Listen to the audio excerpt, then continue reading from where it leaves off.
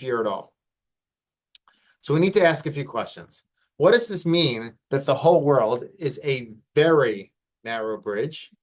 First of all, is the whole world a very narrow bridge? Like, do we experience life like that? Are we walking through life on our tiptoes, worried that we're going to fall off every moment from right to left? What's it talking about? And it's very narrow. So he's picturing somebody walking along a bridge or a tightrope. It could fall all the time. And the most important thing, though, is to not be afraid. Not just not be afraid at all. So what are we talking about here? And how can this inspire me? Like, if you're at a Kumzitz and you're singing this song, what are you literally supposed to think? Like, how is this inspiring? How am I supposed to be inspired by this? The whole world is a very narrow bridge, and I'm not supposed to be afraid at all. So it could be saying that sometimes we go through tough times and we shouldn't be afraid. But how does that reflect in the language of the whole world is a very narrow bridge and we shouldn't be afraid at all? That's like what I struggled with for years. So here's an explanation I'm going to offer you based on the origins of the song. The origin of the song is in none other than Rabbi Nachman of Breslov. Okay? And the language was different in the original. Rabbi Nachman of Breslov wrote in Likutei Moharan, he never talked about the whole world. He just said, no. That the individual tzarich la'avor al gesher tzar me'od me'od. An individual has to go on a very, very narrow bridge. Doesn't say the whole world. It seems to be saying there are times when we need to go on a narrow bridge. And the klal va'ikar shelo yitpached klal. It doesn't say shelo yifached klal, lo lefached klal. It says shelo yitpached. It's very important. It's different. So it's pointed out by many that yitpached means that don't make yourself afraid. Meaning this version has two differences from the original version, from the song that we sing. Number one, it's not talking about the whole world. It's talking about times when we might be afraid, we might have to walk on a very narrow bridge. Okay. And it's saying in those times, it's not that it's not okay to have fear, but don't make yourself overly afraid.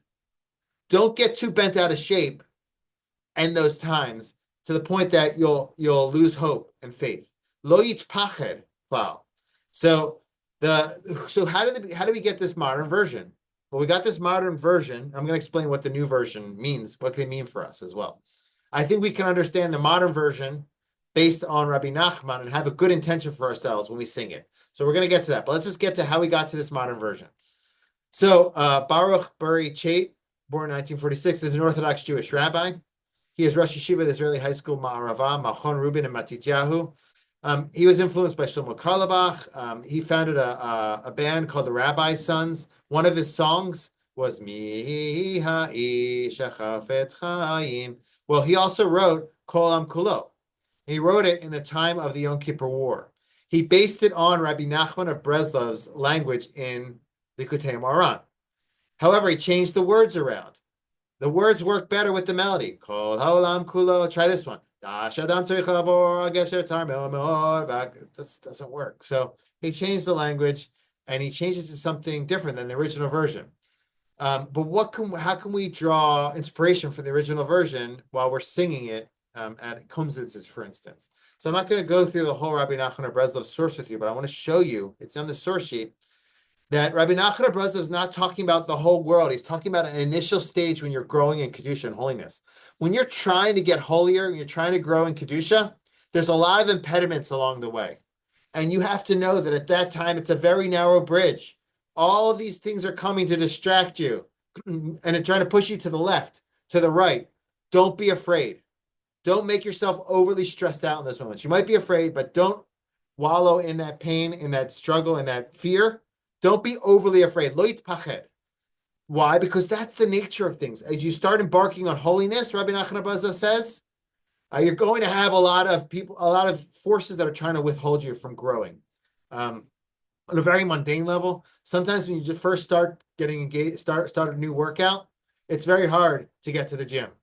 On a very mundane level, right? It's very hard, and there's a lot of impediments. Once you start getting in the flow, it's a little bit easier. On a spiritual level, it's even more so because there's a lot of forces that don't want Kedusha, holiness in the world. They try to hold us back. And so therefore, when you start growing in holiness, don't give up. Know that it's going to be difficult in the beginning, but don't make yourself too afraid that you're not going to keep going. It's a narrow bridge sometimes, but know that at the end of the bridge, there is holiness, and you can get there. That's what Rabbi Nachman of Breslov is trying to say here. So if you see a few places here, he says, you have the determination to be strong and courageous, to hold on, right? To hold on and maintain your position, even if you're caused to fall time and again. He speaks here about entrance to holiness. When you're close to the entrance, when a person is close, he's not talking about the whole world every single moment. He's talking about there are times when you really need to be on a narrow bridge to get to the place of holiness. You need to focus. There are times when you really need to focus on holiness so that you can get to your destination. So what I like about this explanation, and then he goes, there's a few more examples of this, but he says, hold on, etc. And then he brings his famous statement here. The whole world is it's a narrow bridge.